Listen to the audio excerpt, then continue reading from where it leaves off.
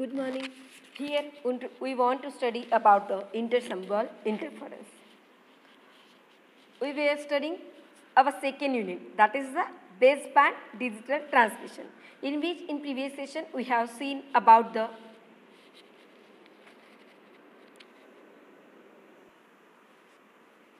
multiplexers, their hierarchies. Then we have seen about the different types of line coding, data formats, like we are using the polar encoding, bipolar encoding, unipolar encoding, in which we have seen about the non-return to zero, where we are using the full scale. It means what? We are using negative as well as positive waveform. But then we have seen about the return to zero, in which we are supposed to use only for the half cycle, where there will be the changes only for the half cycle. Then we have seen about the bit synchronization, frame synchronization, carrier synchronization, the scrambling, where we are converting long stream of bits 0 and 1 into a random 0 and 1s. So now today we are supposed to study about the intersymbol interference. So when we are supposed to do digital transmission, when we are transmitting a digital signal over a baseband, at that time the bandwidth of flat top pulses is infinite, and there are various filters in the transmitter, channel and the receiver of the communication. So if these pulses are filtered improperly, at that time, what we are saying, if these pulses are filtered improperly when they are making a communication, they will spread in a time, and the pulse for each symbol may be interferes into a adjacent time slot. So we can say that is nothing but a intersymbol interference. मतलब यदि वो जो waveforms है, if they are not proper, they are interfering with each other, मतलब adjacent में जा रहा है, they are not following the Nyquist theorem. At that time, we can say they will interfere. And here, how we can restrict the bandwidth? So we will not introduce the intersymbol interference. So here, when there is a restricted bandwidth, the pulse would have rounded tops. So our aim is to study about the intersymbol interference and use baseband pulse shaping as a solution to the intersymbol interference. So here in previous session already we have seen about the advantages of digital transmission. In today's session, we are supposed to study about the intersymbol interference, equalization, eye pattern, line coding technique and its properties we have seen. So what we are saying here, when we are supposed to use the digital communication, you guys are aware about the block diagram of a digital communication. It will consist of transmitter, channel and the receiver. Then we have seen the advantages of digital transmission over analog. So digital transmission will provide higher maximum transition rate via medium, such as optical fiber. It will be more secure, so we can encrypt digital data by using any encryption method. It means what? Here we can give the security. So here, if you see, we want to see about the noise immunity and the viability of the regenerative repeater in the digital communication. If we will get the proper waveform, there will be no intersymbol interference. But when we are spreading of the pulse beyond its interval, if we are saying its interval is a TB, at that time, when spreading of pulse beyond its interval TB will cause it to interfere with the neighboring pulse. So we can say there is an intersymbol interference is occurring. So this is known as ISI. This is the intersymbol interference, which will cause error in the correct detection of the pulses. So if we are spreading the pulse and that will going beyond its interval, we are saying there is an intersymbol interference. So basic cause of intersymbol interference. when we are supposed to transmit the pulse at every interval, that is nothing but the TB, if we are considering at that time. The channel has finite bandwidth and we are required to detect the pulse amplitude correctly. It means what? Here we are supposed to detect the pulse without intersymbol interference. But when we are considering time limited pulses at that time, since such pulses cannot be band limited, part of their spectra is suppressed by band limited channel. This will causes the pulse distortion and which will give us intersymbol interference. So, when we are saying there is an intersymbol interference occurring in between two adjacent waves, at that time, to eliminate ISI, Nyquist theorem will propose three different criteria for the exact pulse shaping. So we will get the correct pulses and there will be no intersymbol interference. So only we shall consider the first two criteria, and third is the inferior to the first two and hence will not be considered here.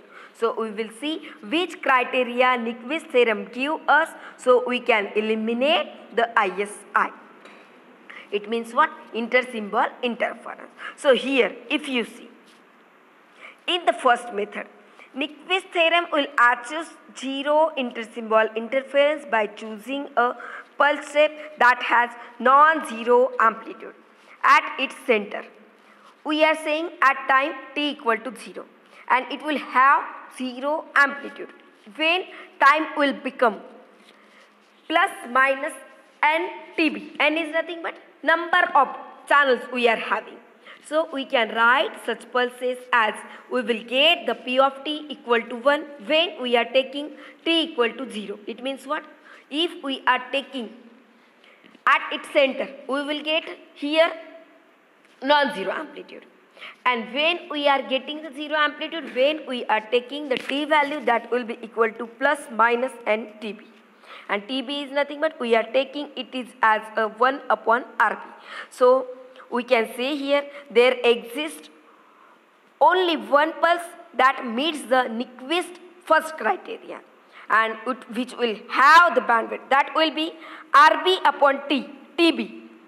Sorry, what we are saying, when we are supposed to follow Nyquist theorem, we can say signaling frequency we will get equal to 2f max.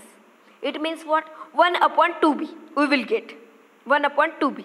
We are saying TB equal to 1 by RB. So what we can say here?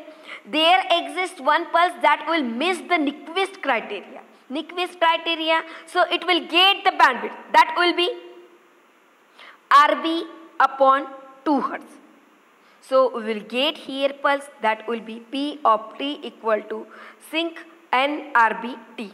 So here if we are taking the Fourier transform of this signal, we will get 1 upon RB rectangular W upon 2 pi RB. So using this pulse we can transmit at a rate of RB pulses as per second without ISI. So here we are saying only our first pulse which is following the Nyquist first criteria. So when we are taking its bandwidth, that will be RB upon 2. At that time, if we are taking the Fourier transform of the signal P of t, we are taking Fourier transform, so you will get P of W.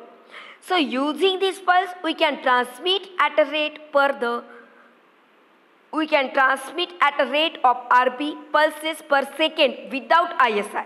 So you will get here second pulses also will go without intersymbol interference over a bandwidth of RB by 2 Hertz.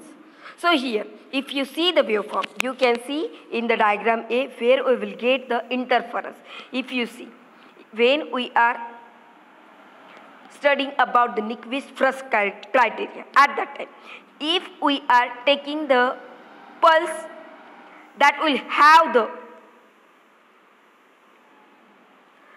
have its amplitude P of t equal to 1, you can see in the diagram B, where we will not get the interference, because here we are supposed to take P of t equal to maximum 1 when we are taking t equal to 0. And when t will become plus minus ntb, at that time you will get P of t that will be near about equal to 0. So we can say here we will not get any interference, because here we are getting the bandwidth that will be Rb upon 2. So here we are taking the time, so it will be its reciprocal. So we can say 2 upon Rb, 2 upon Rb, 3 upon Rb, and so on. So here we will get the minimization of the intersymbol interference. So limitations of the first criteria pulse. Unfortunately, this pulse is impractical because it will start at a minus infinite. We will have to wait an infinite time to generate it. So here we can say, as Nyquist first criteria are having the some limitation, we are supposed to find another way which will minimize the intersymbol interference. Because when we are studying about the intersymbol interference, to minimize the intersymbol interference, we are saying Nyquist criteria is giving the first and second criteria. So first criteria is impractical because it is starting at the rate minus infinite. Because we are saying we will get the P of t equal to 0 when t equal to plus minus n of tb. So here we can say this pulse is impractical because it is starting from the minus infinite. We will have to wait for infinite time to generate it, and any attempt to truncate it would increase its bandwidth beyond the Rb by 2 Hz. So, but even if this pulse will realizable, it has undesirable feature that it decays too slowly at a rate 1 by t, and this will causes some practical problems. So, for instance, if the nominal data rate of Rb bits required for this scheme deviates little, the pulse will amplitude and will not vanish at the other pulse's center. So it will causes the intersymbol interference. So now we can see another solutions. So here we can see about the second Nyquist criteria. The solution is to find the pulse that will satisfy the condition specified, but it will decay faster than first Nyquist criteria. So here we can say Nyquist had shown that such pulses will require the bandwidth that will be constant Rb by 2, where we can take constant that will be in between 1 and 2. So we can say k will be less than or greater than or equal to 1, and it will be less than or equal to 2. It will be in between 1 and 2. So we can say here that will be the solutions to find the pulse that will satisfy the specified condition. So we can say here the roll-up factor. If we are saying we will have the bandwidth that will be kRb by 2, at that time the bandwidth of Pw that will be Rb by 2 plus Wx. So here we are taking Wx is the bandwidth that will be excess in the theoretical minimum bandwidth. So we can say the roll-up factor be the ratio, that will be the ratio of excess bandwidth with respect to the theoretical minimum bandwidth. So you can mathematically write R equal to ratio of excess bandwidth with the theoretical minimum bandwidth. Theoretical minimum bandwidth Rb by 2. Excess bandwidth Wx. So you can write R equal to Wx upon Rb by 2. So you can write 2Wx upon Rb. So observe that because Wx is most equal to Wb by 2 and it will be in between 0 and I, you can say theoretical minimum bandwidth is Rb by 2 and excess bandwidth is R into Rb by 2. So we can take its bandwidth Pw. We are having the formula Rb by 2 plus Wx. Rb by 2 as it is. Wx we can write R into Rb by 2. This is nothing but the Fx. So if we are rearranging this equation, you can write bandwidth or Pw, bandwidth or the Pw. It means what? The bandwidth of that pulse equal to, if you are minimizing that equation, you can take Rb common, so you will get in bracket 1 plus R upon 2. So that will be the bandwidth of the Pw. So here we can see pulse that will satisfying the Nyquist criteria. So here if we are saying ideal pulse, that will be denoted by a straight, the dark line. If you see here we are taking the dotted line, imaginary lines. If it is dark and if it is not that much dark, if it is not that much visible, you can say that will be the Wx, where we will get Wb by 4. And if we are taking the dark dotted line, Wx, Wb by 2. So here we are saying pulse will satisfy the Nyquist criteria. It will get the frequency, that will be the signaling frequency, that will be the 2f max. You can see here we are taking the TB, 2 TB. So here we can say we will get the value of bandwidth, that will be Rb by 2 plus Rrb by 2. So here we can minimize the ISI. Remaining we will see in the next class. Thank you.